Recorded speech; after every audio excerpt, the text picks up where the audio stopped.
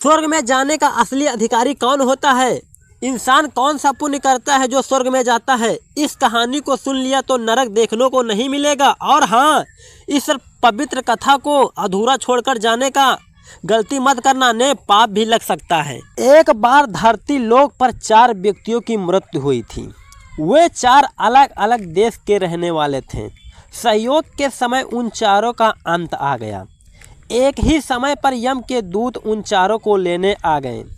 मरने वाले में एक किसी शहर का राजा था, एक बड़ा धनी व्यापारी था, एक पूजा पाठ करने वाला पंडित था और चौथा एक मजदूर था जो दिन भर मेहनत मजदूरी करके अपना पालन पोषण करता था। चारों की आत्मा को लेकर यमदूत यमलोक पहुँचे। चारों उनके सामने खड़े होकर सोच रहे थे कि कौन स्वर्ग में जाएगा और कौन नरक में जाएगा।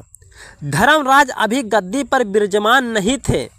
उससे पहले उन चारों ने अपने आप को स्वर्ग जाने का बता रहे थे। सबसे पहले राजा बोला, देखो मुझे पक्का ही स्वर्ग मिलेगा, क्योंकि विश्व विख्यात राजा हूँ मैंने अपने शुभ कर्मों धरती लोक पर खूब नाम कमाया है।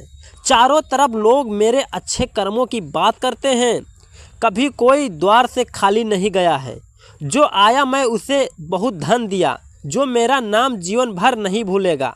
हर तरफ मेरे नाम का यशोमान हो रहा है। इसलिए मेरे कर्मों को देखते ही धर्मराज पक्का मुझे स्वर्ग भेजेंगे। राजा की बात सुनकर धनवान व्यापारी कहने लगा, मैंने भी पृथ्वी पर रहकर खूब धन कमाया है और उस धन से मैंने लाखों लोग की सहायता की है। मैंने अपने कमाई का 11वां हिस्सा दीन दुखियों में लगाया है। मेरे शुभ कर्म को देखते ही धर्मराज मुझे ही स्वर्ग भेजेंगे। व्यापारी की बात सुनकर पंडित जी कहने लगे, भाई क्यों नहीं, व्यर्थ की बात कर रहे हो। ज़्यादा कोई आसान काम नहीं किया है। स्वर्ग में जाने का दान धर्म के साथ साथ पूजा भी करना पड़ता है। इसीलिए स्वर्ग में प्रस्थान मैं करूँगा, क्योंकि मैंने भगवान का खूब जाप ताप पूजा किया हूँ और पूरा जीवन मेरा पूजा में बीता है। मेरा शुभ कर्मों के द्वारा धर्मराज मुझे ही स्वर्ग में भेजेंगे। इसी प्रकार तीनों ने अपनी बात कह दी और अपने लिए स्वर्ग का दावा ठहरा दिया। अब चौथे मजदूर की ओर देख रहे थे कि देखें यह क्या कहता है, क्या इसने भी कोई अच्छा काम किया है या नहीं, या फिर इसका पूरा जीवन मजदूरी करते ही दूसरे का बीत गया है। मजदूर उन सबकी बातों को सुनकर नीचे झुककर सुनता रहा। बड़े गर्व के साथ अपनी वो प्रशंसा करते जा रहे थे। तभी धर्मराज अपने दूत यम में उपस्थित होते हैं। चित्रगुप्त के हाथों में मोटी सी किताब थी जिसमें समस्त प्राणियों कर्मों का लेखा जोखा लिखा था। धर्मराज अपने सिंहासन पर विराजमान रहते हैं। उसके बाद चित्रकूट ने राजा को अपने पास बुलाया और उसने पूछने लगे कि तुम बताओ, तुम पृथ्वी पर बड़े विख्यात राजा थे। तुमने अपने जीवन में कौन शुभ काम किया है और कितने लोगों का दुख दिया है और कितने लोगों को सुख दिया है। मैं अपनी पुस्तक में देखकर फैसला लूँगा कि स्वर्ग में जाएंगे या नरक में। तब बड़े गर्व के साथ राजा अपने कर्मों को बताता है कि हे भगवान, मैं एक बड़े राज्य का स्वामी था। मेरा राज्य बड़ा खुशहाल था। मैंने अपने राज्य के लोगों को किसी प्रकार का दुख नहीं दिया हूँ। हर भूखे को भोजन मिलता था। लाखों को धन माया दान में किया जाता था। प्रजा के लोग मुझसे बहुत खुश रहते थे। यही मेरे जीवन का अच्छे कर्म है।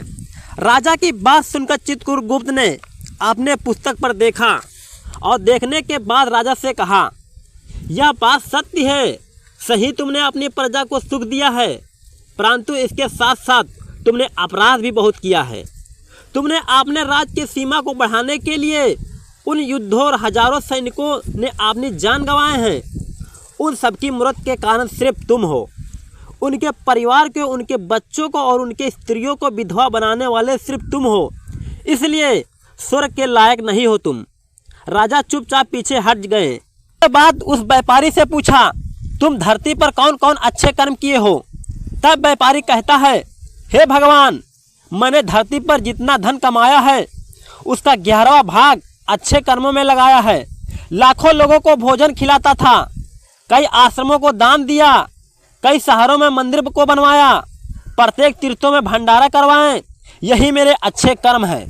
व्यापारी की बात सुनने के बाद चित्रगुप्त ने अपनी पुस्तक खोली जिसमें उसके जीवन के अच्छे बुरे कर्म लिखे थे। चित्रगुप्त ने बताया, तुम जो कहते हो वो सत्य है।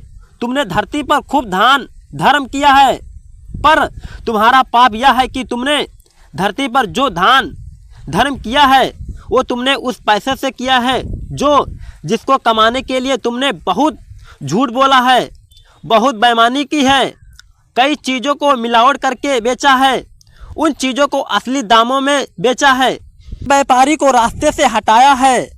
तुम्हारे कर्मों से न जाने कितने बीमार होकर मर गए हैं, कितने लोग आत्महत्या कर ली है, और उन सब लोगों की दुआएं तुम्हारे साथ है। तुमने अच्छे काम बुरे कर्मों से किया है, इसलिए तुम्हारे पास कोई शुभ कर्म नहीं है। तुम स्वर्ग जाने का अधिकार नहीं है। चित्रगुप्त की बात सुनकर व्यापारी पीछे हट गया। के बाद पंडित जी को बुलाया। तुमने अपने जीवन में कौन सी अच्छे कर्म किए हो? तब पंडित जी कहते हैं, हे भगवान, मेरा पुण्य है ये है कि मैंने हजारों लोगों को ज्ञान दिया है, हजारों घरों में पूजा पाठ कराए हैं, दिन रात मैंने ईश्वर का नाम लिया है, हजारों कन्याओं को विवाह करवाए हैं। इसके ज़्यादा शुभ कर्म क्या हो सकता है? तब चित्रगुप्त अपने पुस्तक को देखकर बताते हैं, पंडित जी महाराज, आपका कहना सत्य है। आपने वास्तव में हजारों को ज्ञान दिया है, लेकिन उस ज्ञान पर स्वयं कभी अमल नहीं किया है। आपने सैकड़ों पूजा पाठ निस्वार्थ भाव से किया गया है, कोई भाव नहीं था, इसलिए तुम स्वर्ग में जाने का अधिकार नहीं है। अब तो उदास होकर पंडित जी भी पीछे हट गए। अब बचा केवल मजदूर।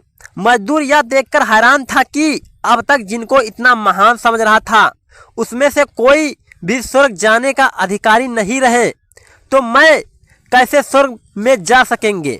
मुझे तो स्वर्ग का कल्पना नहीं करनी चाहिए, क्योंकि मैं तो कभी पूजा पाठ किया ही नहीं है। जब तक यज्ञ दान करने को लायक ही नहीं है, तो शुभ कर्म कहाँ से करता? मैं तो मेहनत मजदूरी करके अपने परिवार का पालन करते थे, शुभ कर्म कहाँ से करता?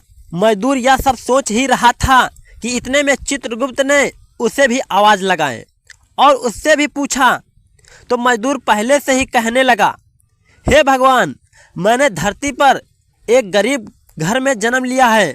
यज्ञ दान हवन दास पूजा पाठ करने का मेरे लायक नहीं था। मैं शुभ कर्म कहाँ से करता? मैंने तो अपने परिवार का पालन पोषण ही कर पाया है। मैं जानता हूँ भगवान कि मैं स्वर्ग जाने का अधिकारी नहीं हूँ। मैंने धरती पर भी नरक भोगा है और यहाँ पर भी भोगूंगा, पर मेरी एक हार्दिक इच्छा है। मैं स्वर्ग में तो जा नहीं पाऊंगा, लेकिन मैं एक बार स्वर्ग के अपने आँखों से देखना चाहता हूँ। इससे अधिक मेरी कोई इच्छा नहीं है, क्योंकि मैंने ऐसा कोई काम नहीं किया है जो मुझसे स्वर्ग मिले। बचा हुआ समय मैं अपनी बूढ़े माँ बाप में लगा देता था, उन्हें खिलाता पिलाता था, उनके वस्त्र को बदलता था, उनके नहलाता था। मुझे तो मंदिर जाने का भी समय नहीं था। मजदूर की बात सुनकर यमराज पुस्तक को देखकर पूछा, मानो तुम ध्यान से सोचकर बताओ, तुमने कभी तो शुभ कर्म किया होगा। तब मजदूर अपने पूरे जीवन की घटना काल याद करता है और तब उसे याद आया कि एक बार मेरे बहुत तेज भूख लगी थी। हम रोटी खाने बैठा था, तभी वहाँ एक बहुत कमज़ोर कुत्ता चलता हुआ आ गया, जो ठीक से चल भी नहीं पा रहा था। वह आकार मेरे सामने बैठ गया और मेरी रोटी को गौर से देखने लगा। मैं समझ गया कि कुत्ता भूखा है। मेरे अंदर से आवाज़ आई, तुम भूख नौजवान को छोड़कर तुम कैसे भोजन अकेला खा सकते हो? वह भी मेरे पास आकर बैठ गया। मैंने वो रोटी ना खाकर उस कुत्ते को खिलाया। उस दिन मैंने भूखे पेट रहकर पूरा दिन काम किया था। मजदूर की बात सुनकर यमराज मुस्कुराए और उसका हाथ पकड़कर बड़े सम्मान के साथ स्वर्ग में लेकर गए। स्वर्ग में वास्तव में आप ही स्वर्ग में रहने के अधिकारी हो। आपका वह त्याग और उस पशु का दया शुभ कर्म है। इस स्वर्ग जाने के लायक हो। चलो बड़े प्यार से चित्रगुप्त ने बैठाया और खाना खिलाया। तो फ्रेंड इस वीडियो को देखकर आपको समझ में आ गया होगा। तो फ्रेंड अगर वीडियो अच्छा लगे तो चैनल को सब्सक्राइब कर दीजिए और वीडियो को